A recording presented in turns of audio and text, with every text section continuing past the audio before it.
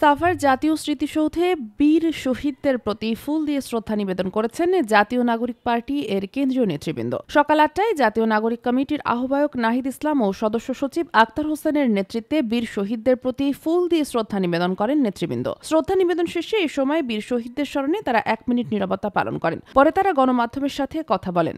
জাতীয় নাগরিক কমিটির আহ্বায়ক নাহিদ ইসলাম এ সময় বলেন, ২০২৪ গণঅভ্যুত্থানের সহ সকল লড়াই আকাঙ্ক্ষাকে ধারণ করে নতুন বাংলাদেশের নির্মাণ করব। মুক্তিযুদ্ধের মাধ্যমে একটি স্বাধীন রাষ্ট্র পেলেও ফ্যাসিবাদের কারণে সার্বভৌমত্ব হুমকির মুখে পড়ছে। ২০২৪ সালের ছাত্র জনতার গণঅভ্যুত্থান এই সকল লড়াইয়ের আকাঙ্ক্ষাকে ধারণ করেই আমরা নতুন বাংলাদেশ বিনির্মাণ করব।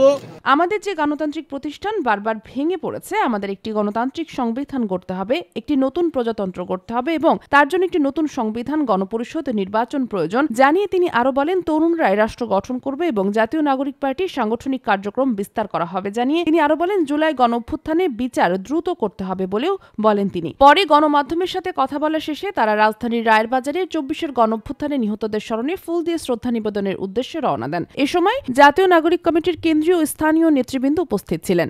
Sheikh Masuma, daily our Bangladesh.